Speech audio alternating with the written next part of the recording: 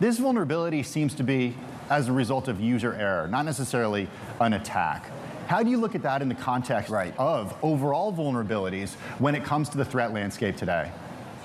Well, no question, whenever you lose source code, there's a reputational hit. But that's, when I looked at this case, they didn't lose customer data. They didn't lose customer credentials. They didn't lose customer model weights. And that's where the magic happens when you use agents, because agents have total recall on your data and how you purpose those agents. So this is one of those things that happens to companies whenever you have a human in the loop. You have a process that's, potentially frail or degrades over time.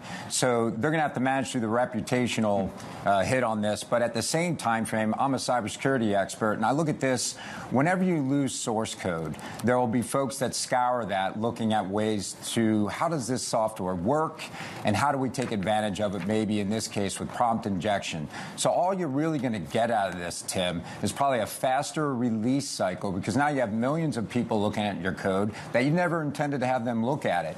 So you're going to have a fast release cycle should there be any identified vulnerabilities from the extra million sets of eyes that are looking at your source code. You were the founder and CEO of Mandia before it was sold to Google Cloud. You're former CEO of FireEye. You have been doing this for decades. This era that we live in right now, with soon to be everybody having an AI agent that can act on behalf of them, and also seemingly perhaps bad actors having AI agents that can act on them. How does that look out there today compared with other times in this industry? Are we more vulnerable now than ever before? Yeah, that's a great question, Tim. I think we're going through an inflection point, and I hate that term, but it's just dead reality. Whenever you see a shift change in technology, the unfortunate reality is that usually malintent can be implemented faster than positive intent. That just is what happens. So you look at the internet, it allows people to commit crimes or try to make money from 9,000 miles away from where they perpetrate the crimes. And wherever money goes, crime follows. Wherever information goes, espionage follows. That's our systems. So you're going to see in under 2 years, AI agents, because they can think and learn and have total recall, they will become the offense in the cyber domain. And the cyber domain's always been contested, Tim. There's always been bad guys on this, on the internet.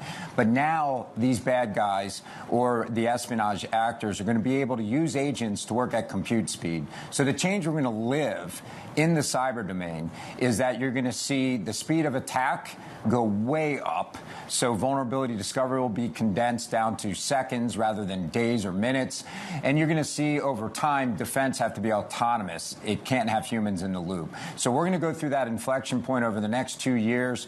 But agentic AI is absolutely going to speed up the risk that everybody has in the cyber domain. Kevin, forgive me, we only have 20 seconds left, but how are you now doing that and addressing that at Armadin?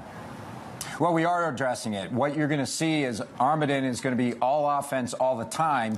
We're going to be the agents that train your defensive agents so you can respond at the speed of compute and respond autonomously to the threats that emerge. New and novel threats will be found by the good guys before the bad guys.